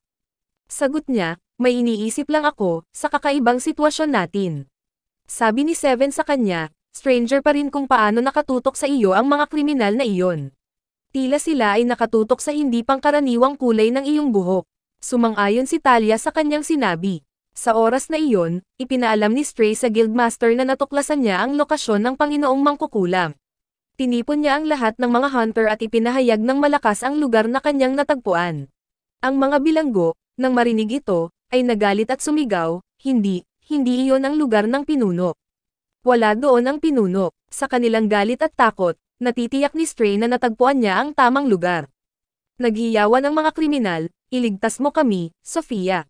Nataranta ang mga hunter at nagtanong, sino si Sofia? Sinagot sila ni Stray, si Sofia ang aking sinumpaang kaaway, ang alagad ng Sorcerer Lord at ang kanyang kanang kamay. Siya ay tulad ng isang multo, na maaaring lumitaw sa anumang lugar at anumang oras, at sa gayon siya ay isa sa mga pinakamatinding panganib na kinakaharap natin. Nang makapagsalita na si Stray, nagsimula ang mga hunter ng kanilang marcha patungo sa nakatagong pugad ng Sorcerer Lord. Habang nasa daan, sinalakay sila ni Flick, kasama niya ang isa sa mga Hatred Eaters, isang nilalang na may kakayahang magpakawala ng mga nakakatakot na thunderbolts na lahat ay umalon patungo kay Stray. Nang matiyak ni Flick na napatay na niya ang lahat, buong pagmamalaki niyang dumaong sa lupa, pinapanood ang pagbagsak ng mga hunter sa ilalim ng kidlat na kanyang ipinatawag at ipinagmalaki. Alam kong kaya kong talunin kayong lahat sa isang halimaw lang. Ngayon ko napatunayan na mali ang plano ni Sofia. Dapat akong pumunta at iulat sa pinuno ang tungkol sa aking lakas na nagbigay daan sa akin upang lipulin kayo sa isang nilalang lamang. Ngunit biglang nabigla si Flick nang makita si Stray na nakatayo sa kanyang harapan na walang kahit isang gasgas. Galit na sabi niya, anong hayop ang sinasabi mong nakatalo sa amin? Iyon ay isang nakakaawa na spell. Nagsanay ako laban sa mas malalakas na enchantment kaysa doon. Nang walang babala, bumunot si Stray ng baril na dala niya at pinaputukan si Seven. At lumabas na ang baril ay puno ng isang concentrated healing dose na hindi lamang nagpagaling sa kanya, kundi nagpanumbalik din ng kanyang enerhiya, na nagbigay sa kanya ng lakas upang sumugod at hampasin si Flick ng isang suntok, na nagpaubos ng lahat ng kanyang kapangyarihan. Lumingon din si Seven para harapin ang halimaw, ngunit hindi kayang pantayan ng kanyang lakas ang lakas nito. Sa sandaling iyon, ang Guildmaster mismo ang namagitan at nakipag-away sa halimaw, habang si Stray ay abala sa pagbibigay ng mga healing potion sa iba pang mga hunter hanggang sa makabawi silang lahat. Pagkatapos ay mabilis nilang ipinagpatuloy ang kanilang paglalakad patungo sa lungga bago makatakas ang Panginoon ng Mangkukulam. At sa katunayan, dumating sila sa tamang oras, inihahanda ang kanilang plano ng pag-atake at pagpapasya kung sino ang mauunang pumasok. Samantala, sa wakas ay nagpasya si Cray na tumungo sa kanyang mga kapwa hunter, isang desisyon na hindi ipinanganak sa kanyang sariling kagustuhan, dahil kung ito ay sa kanya, hindi siya pupunta hanggang sa ganap na lumipas ang panganib. Pero napilitan siyang pumayag, dahil sa walang humpay na pagpupumilit ni Liz at sa kanyang panata na protektahan siya at walang masamang mangyari sa kanya. Si Cray, kasama sina Liz at Tino, ay nakarating sa lugar kung saan natamaan ng kidlat. Kumpiyansa na sabi ni Liz, mahina itong welga. Tiyak na hindi ito nakapinsala sa sinuman. Ngunit iba ang naramdaman ni Tino, naramdaman na ito ay isang malakas na hampas at may malubhang nangyari sa lugar na ito. Tungkol naman sa Panginoong Mangkukulam, nang makarating sa kanya ang balita tungkol sa nangyari kay Flick, nagalit siya at nasiraan ng loob, bumubulong-bulong, laging tanga si Flick. Pagkatapos ay nagpasya siyang ilabas ang kanyang panghuling depensibong sandata upang labanan ang mga puwersa ng hunter, iligtas ang kanyang sarili, at lipulin silang lahat. Binuhay niya ang pinakamakapangyarihang nilalang na nilikha sa pamamagitan ng kanilang pagsasaliksik, na ipinahayag, ito ang tugatog ng ating gawain. Ang halimaw na si Akasha. Ihanda ang inyong sarili, mga hunter, dahil wawakasan kayong lahat ni Akasha, at walang hahadlang sa daan nito. At sa katunayan, si Akasha, ang mabangis na hayop ay lumitaw sa harap ng mga natipon na hunter. Ngunit hindi siya nag-iisa, dahil ang mga kumakain ng puot ay sumama rin sa kanya, ang kanilang nakamamatay na mga kulog ay nagdaragdag sa napakalaking presyon, na nagdurog sa mga hunter. Sa kabila ng kanilang husay at lakas, hindi nila nakayanan ang mga mangkukulam na hayop, lalo na si Akasha, na binura ang lahat ng nakatayo sa kanyang harapan. Sa kritikal na sandaling iyon, sa wakas ay dumating si Liz sa larangan ng digmaan. Sa sandaling nakita ng kanyang mga mata ang kaguluhan, nagliyab ang apoy sa loob ng mga ito, at dumiretso siya kay Akasha, sumisigaw, ngayon na ang totoong sandali ng labanan. Samantala, sinamantala ng mga kriminal ang kalituhan, kumalas sa kanilang mga gapos, at mabilis na tumakas patungo sa kagubatan. Sa oras na iyon, nasa daan pa rin si Cray kasama si Tino, na nagbabantay sa kanya ng mahigpit. Kakaiba ang kanyang anyo, at nagbago ang tingin sa kanyang mga mata, ngunit hindi ito napansin ni Tino. Sa halip, nagpatuloy siya sa pakikipag-usap sa kanya, na nagsasabing, pakiramdam ko ay may nakatingin sa atin. May kakaiba sa kagubatan na ito. Mahinahong sagot ni Cray, natural lang Tino na ganoon ang pakiramdam. Hindi tayo nag-iisa sa kagubatan. Tiyak na maraming hayop at iba pang nilalang sa paligid natin, at natural lang na maramdaman mo ang kanilang presensya. At alam mong mahal ko ang kapayapaan. Kaya hayaan na natin ang mga nilalang na iyon at ipagpatuloy ang ating landas. Sa totoo lang, nagtatago nga ang mga kriminal sa likod ng mga puno, nagmamasid ng mabuti, at nang magsalita si Cray, naisip nilang sinadya niya silang makatakas para makapagplano ng bitag para hulihin sila mamaya. At dahil malabo ang kanyang paningin, pinauna niya si Tino na maglakad habang siya ay nakasunod sa likuran. Kasabay nito, ang larangan ng digmaan ay nasa pinakamabangis, lalo na sa pagitan ni Akasha at Liz, na kilalang hindi sumusuko, anuman ang kanyang harapin. Kaya naman buong lakas niyang hinarap si Akasha. Habang si Akasha ay nanatiling hindi naapektuhan ng kanyang mga welga, mas nadagdagan niya ang kanyang lakas, hanggang sa punto na nakarating siya ng 12 ng mga suntok sa isang minuto. Ngunit hindi man lang nanghina ang katawan ni Akasha. Sa halip, hinampas niya si Liz sa kanyang mga binti, at ito ang unang pagkakataon na nasugatan siya sa labanan, na labis na ikinagalit niya. Sa sandaling iyon, sinubukan siya ni Stree na pakalmahin, sinabing, "Tama na Liz, hahanap tayo ng ibang paraan para matalo siya." Ngunit tumanggi si Liz, sumisigaw, "Hindi ako mahina tulad mo. Ako mismo ang tatapos sa halimaw na ito." Sa sandaling iyon, dumating si Cray kasama si Tino, at sinabi ni Stree, "Ngayon ay matatapos na ang labanan." Ngunit ang sagot ni Liz ay nanghihinayang. Sa kasamaang palad, lumipas ang oras, gusto kong patayin ang halimaw na ito bago dumating si Cray, upang walang panganib na makarating sa kanya. Pagkatapos, sa sandaling makita ni Akasha si Cray, diretso siyang lumapit sa kanya, na para bang ang lahat ng ginawa niya noon ay isang pag-aaksaya lamang ng oras, naghihintay sa pagdating ng tunay niyang target para lipulin si Cray. Sa paglapit niya, ang lahat ay tinamaan ng takot, at si Tino ay sumugod ng walang pag-aalinlangan upang protektahan si Cray, handang isakripisyo ang sarili. Ngunit pagkatapos ay dumating ang nakakagulat na twist na nagpasindak sa kanilang lahat. Isang kakaibang enerhiya ang kumalat sa buong lugar, at dahil doon, patay na huminto si Akasha sa kanyang mga landas bago maabot si Cray. Hindi lang iyon, binato siya ng parang kidlat at bumagsak sa pader sa likod niya, na tuluyang bumagsak na hindi gumagalaw at walang malay. Sa sandaling iyon, ang lahat ay namangha sa kapangyarihan ni Cray, na nagpabagsak kay Akasha sa sukdulan ng kanyang lakas bago pa man niya ito mabuhatan ng kamay. Ito mismo ang ibig sabihin ni Stree noong sinabi niyang matatapos na ang labanan. Nang matalo si Akasha, nakapasok ang mga hunter sa pugad ng Master Sorcerer. Ngunit gaya ng inaasahan, nalaman nilang siya at ang kanyang mga sundalo ay tumakas na. Natapos ang araw sa talang iyon. Nang sumunod na araw, ang mga hunter ay nanatiling nagkakampo sa parehong lugar. At doon, ang Guildmaster ay nakipag-usap kay Seven, na nagsasabi, "Nakita mo ba kung ano ang nangyari? Paano napabagsak ni Cray ang halimaw na iyon sa isang sandali?" Sumagot si Seven, "Oo, iyon nga ang nangyari. Pero ang nakakapagtaka ay hindi man lang siya ginalaw ni Cray. Paano niya makokontrol ang kanyang kapangyarihan mula sa malayo?" Ngunit ang Guildmaster ay hindi nagpatuloy sa kanyang mga salita, dahil alam na niya na ang lakas ni Cray ay walang limitasyon. Samantala, nakaupo si Stree sa tabi ni Cray, na nagsasabing, "Napakalaki ng kapangyarihan mo, Cray. Iniligtas mo kaming lahat mula sa halimaw na iyon, at lubos kaming nagpapasalamat sa iyong pagliligtas sa amin. Ikinalulungkot namin na hindi namin makumplito ang misyon kung wala ka.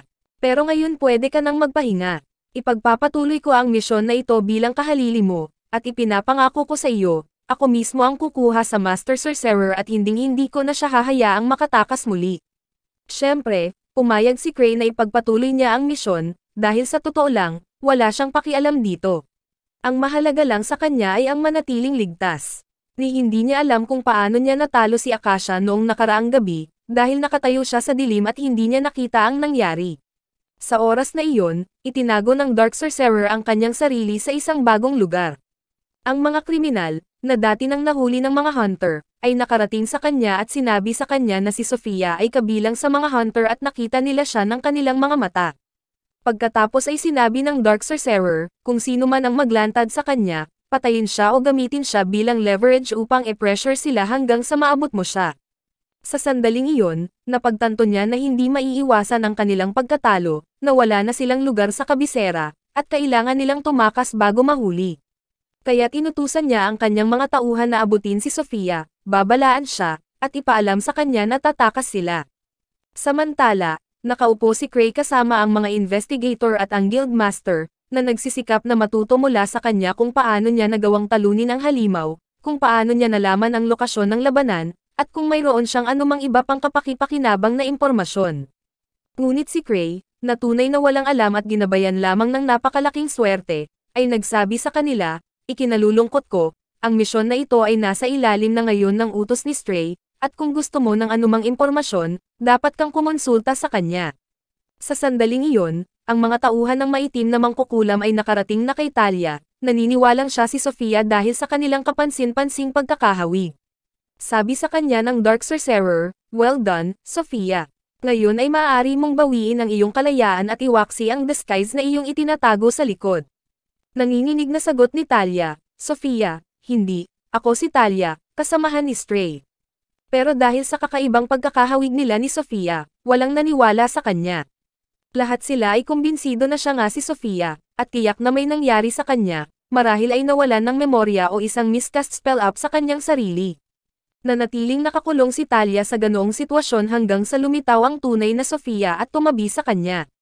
Ang pagkakatulad sa pagitan nila ay napakalaki na ang lahat ay tinamaan ng hindi makapaniwala. Pagkatapos ay sinabi ni Sofia, "Alam kong nabigla ka sa aking hitsura, ngunit ang bawat isa sa atin ay naiiba sa kanyang kakanyahan sa isa't isa. Sa totoo lang, hindi si Talia ang kahawig ko. Ako ang kahawig niya, dahil ito ang kanyang orihinal na anyo. At ngayon ipapakita ko sa iyo ang aking tunay na pagkatao." Sa sandaling iyon, ibinunyag ni Sofia ang kanyang orihinal na anyo, at ang laking gulat niya ay lumitaw siya ng eksakto tulad ni Stray. Nataranta ang Dark Sorcerer, iniisip pa nga na nag-disguise si Sofia bilang si Stray. Ngunit tumawa si Stray at sinabing, "Oo, ako ang tunay na Stray.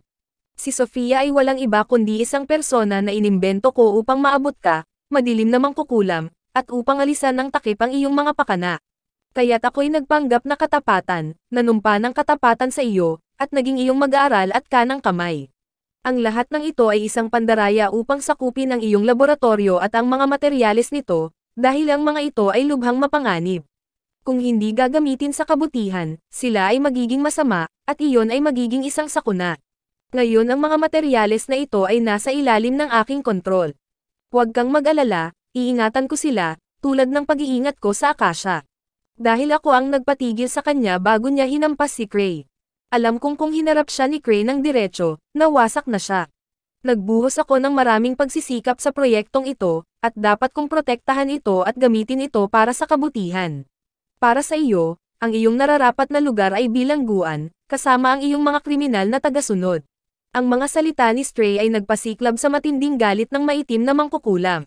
Paano siya malilinlang ng level 2 alchemist at magtagumpay sa kanya? Determinado siyang maghiganti, pinakawalan niya ang lahat ng Wrath Eaters sa kanya. Ngunit ang nakakagulat na twist ay ang mga hayop ay tumanggi na salakayin siya, dahil siya ang kanilang tagapagsanay mula pa noong una. Sa galit, ginamit ng maitim na mangkukulam ang kanyang huling sandata. Ang Flame Strike ay nagdulot mula sa kanyang mahiwagang tauhan ng isang puwersang napakapangwasak, pinawi nito ang lahat ng Wrath Eaters ng sabay-sabay. Ngunit ang tunay na pagkabigla ay dumating nang lumabas si Stray mula sa nagliliyab na apoy na halos hindi nasaktan. Buo ang kanyang lakas, deklara niya, "Hindi ako matatalo hanggat taglay ko ito." Ito ang slime ni Stray, isang likha ng sarili kong gawa, at kumakain ito ng lahat ng mana energy. Nanginginig sa takot ang maitim na mangkukulam, iniisip sa sarili, kung talagang kumakain ang slime na ito ng mana, lalamunan nito ang buong mundo, dahil ang mundo mismo ay itinatag sa mana. Sa sandaling iyon, sinabi ni Stray, "Ginagawa ko pa rin ang proyektong ito, ngunit ito ay kumakain lamang sa mga tiwaling iskolar na tulad mo." Ang kanyang mga salita ay nagpagulo sa mangkukulam na Panginoon, at napagtanto niya na dumating na ang kanyang pagkakataon. Kaya't inutusan niya ang kanyang mga tauhan na maghanda sa pagtakas bago pa siya marating ni Stray. Sa katunayan, sinubukan niyang tumakas at nakarating sa exit door. Ngunit doon ay nakaharap siya ng isang napakalaking halimaw na pilit siyang tinulak pabalik sa lungga. Nang ihayag ng nilalang ang anyo nito, ito ay nakakatakot, at ipinahayag ni Stray, "Nilikha ko ang halimaw na ito mula sa mga materyales sa iyong laboratorio, at hindi ako ang tatapos sa iyo, kundi siya." Ang halimaw ay sumulong sa mangkukulam na Panginoon, inuulit, "Papatayin kita. Papatayin kita," hanggang sa sinunggaban siya nito, sinakal, at winakasan ang kanyang buhay. Kaya, ang kasamaan ng Panginoon ng Mangkukulam ay sa wakas ay nabura sa mundong ito. Pagkatapos, pumunta si Stray kay Cray upang ipaalam sa kanya na matagumpay na natapos ang kanyang misyon, kahit na hindi niya ipinagtapat sa kanyang pagbabalat kayo bilang Sofia, ni hindi niya isiniwalat ang alinman sa mga detalyeng iyon. Hindi lang iyon, binura rin niya ang alaala ni Talia, kaya't makalimutan niya ang lahat at hindi na siya ilantad. Ang tanging hiniling ni Stray kay Cray ay ibigay sa kanya ang isa sa mga Hate Eater, dahil ang lahat ng materyales ng laboratorio ay i-export sa Empire. Sumang-ayon si Cray, pagkatapos ay tinanong siya tungkol sa kanyang mortal na kaaway, si Sofia. Tiniyak ni Stray sa kanya, huwag mag-alala, hindi na muling lilitaw si Sofia. Naniniwala si Cray na natalo siya ni Stray, kahit na wala siyang ideya na si Stray ay si Sofia sa lahat ng panahon. Nang maglaon, nagtipon si Cray kasama ang Guildmaster at ang mga investigador, kung saan napagkasunduan nila kung anong mga materyales ang iluluwas mula sa laboratorio. Sabi ni Cray sa kanila, sumasang-ayon ako na maaari mong kunin ang lahat ng mga materyales, ang gusto ko lang ay ang hayop na si Akasha at ang isang Hate Eater. Ang mga investigador ay namangha at nagtanong, bakit mo gusto ang isang nakakatakot na nilalang bilang isang Hate Eater? Ang nakakagulat na katotohanan ay naisip mismo ni Cray na ang mga Hate Eaters ay walang iba kundi isang mahiwagang potion. Gayunpaman, tinanggap ng mga investigador ang kanyang kahilingan at ibinigay sa kanya ang isa sa mga manunood. Sa sandaling iyon, lubos na nagpasalamat si Stray kay Cray para sa kanyang pabor, pagkatapos ay ihanda ang kanyang mga gamit para makabalik sila sa punong tanggapan ng clan. Sa panahong ito, hiniling ng Guildmaster na makipag-usap kay Cray ng pribado. Nang sila ay nakaupo ng magkasama, sinabi niya, alam mo na ang kapistahan ay malapit nang magsimula, at ang kabisera ay napuno ng mga bisita mula sa bawat lupain. Nakatanggap ako ng balita na kabilang sa mga bisitang ito ay si Arnold. Hayaan mong sabihin ko sa iyo, si Arnold ay isa sa pinakamalakas na hunter na nireranggo sa ikapitong antas, at napatay niya ang mga dragon gamit ang kanyang sariling mga kamay. Pagkatapos ay idinagdag niya, ngunit ang kanyang kapintasan lamang ay siya ay mula sa kanayunan, mula sa isang hamak na nayon na tinatawag na Village of Mist. Malamig na sagot ni Cray, 7th level hunter siya, at ako ay nasa 8th level. Kaya kong pumatay ng mga dragon ng madali. Walang pagkakaiba sa pagitan niya at sa akin na magdudulot sa akin ng takot sa kanya o hawakan siya sa pagsasaalang-alang. Naaliw ang Guildmaster, buong pagmamalaki na tinapik ng Guildmaster ang balikat ni Cray bago umalis, hindi niya alam na ang palakaibigang kilos na ito ay talagang nakaapekto kay Cray. Sa kabutihang palad, suot niya ang isa sa mga sinaunang singsing, at kaya ang suntok ay nag-drain ng enerhiya sa singsing sa halip na sa kanyang katawan, na iniligtas sa kanya na matanggal ang lahat ng kanyang mana. Hindi nagtagal, umalis sina Cray at Stray sa punong tanggapan ng kabisera kasabay ng pagpasok ni Arnold dito upang itatag ang kanyang presensya. Naupo siya kasama ang kanyang partido, pinag-uusapan kung ano ang kanilang gagawin sa pista, at sinabi ng isa sa kanila, dapat alam ng lahat sa kabisera na kami ay isang malakas na partido. Dahil lamang na tayo ay nagmula sa kanayunan ay hindi nangangahulugan na tayo ay dapat tratuhin bilang mas mababa. Dapat nila tayong igalang at katakutan, dahil nasa atin ang pinakamalakas na Dragon Slayer, si Arnold mismo. Nadama ni Arnold ang pagmamalaki sa loob niya sa kanilang papuri, at sumang-ayon sa kanilang mga salita. Samantala, nakarating sina Cray at Stray sa punong tanggapan ng clan, kung saan pinakawalan ni Stray ang Hate Eater mula sa hawla nito sa unang pagkakataon. Maliit pa rin ito at maamo ang hitsura, ngunit si Eva ay natakot dito. Pananalig ni Stray sa kanya, sinanay ko ito na hindi ako sasaktan o si Cray. Hanapin mo sarili mo, at totoo nga, nilapitan ng nilalang si Cray, pinaglalaroan ito at niyakap ng hindi nagdulot ng kaunting pinsala. Sa sandaling iyon, naramdaman ni Cray na naubos ang mana mula sa lahat ng kanyang mga sinaunang singsing, at sa kasamaang palad, ang lahat ng mga sinaunang kagamitan at sandata sa kanyang pag-aari ay naubos na ng kanilang enerhiya, na nangangailangan ng agarang pag-recharge. Ito ang mismong mga bagay na kanyang pinagkatiwalaan para sa kanyang lakas. Napag-alaman na ang palaging nagre-recharge ng mga tool na ito ay si Lucia, ang pang-apat na miyembro ng kanilang partido. Dahil doon, tinanong ni Cray si Stray kung kailan babalik si Lucia mula sa kanyang misyon. Sumagot si Stray na malayo pa ang kanyang misyon at matagal pa siyang makakabalik. Sinabi ni Cray na ang mga tool ay nangangailangan ng recharging, at walang sino man maliban kay Lucia ang nagawa iyon. Tiniyak siya ni Stray, na nagsasabing, huwag kang mag-alala, ako na ang bahala at magre-recharge silang lahat. Pagkatapos, tinipon ni Stray ang lahat ng mga hunter sa angkan at sinabing, dahil wala si Lucia ngayon, sino sa inyo ang gustong matuto ng kanyang talento? Ang pag-recharge ng mana ay napakabihirang sa guild, ngunit dahil ang kakayahang ito ay isa sa pinakamahirap na talento, walang nang ahas na magboluntaryo.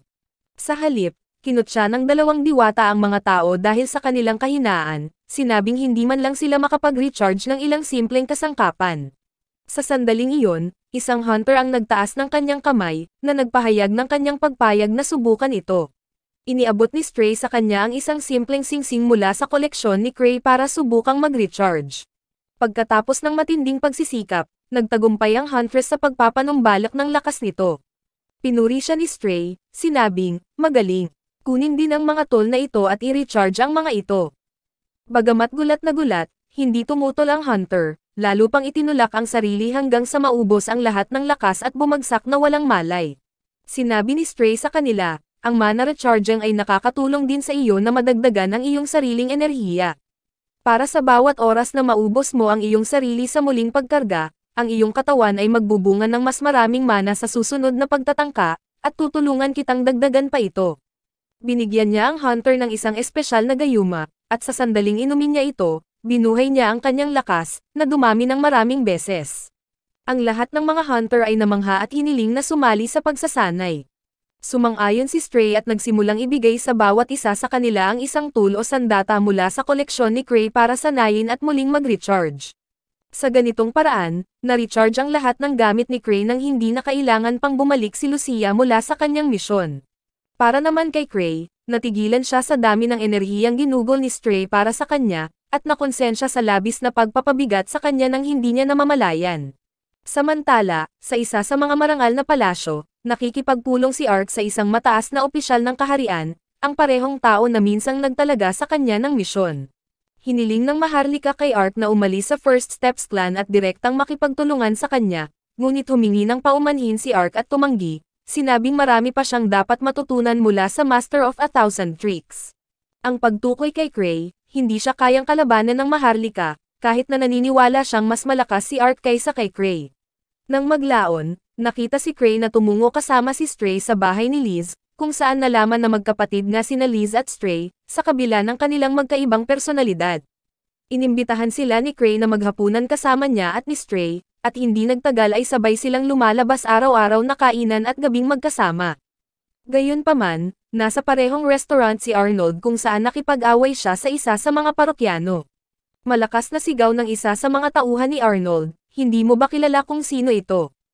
Ito si Arnold, ang Dragon Slayer, may hawak ng ika-7 ranggo, na madaling talunin kayong lahat, kayong mga mahihina.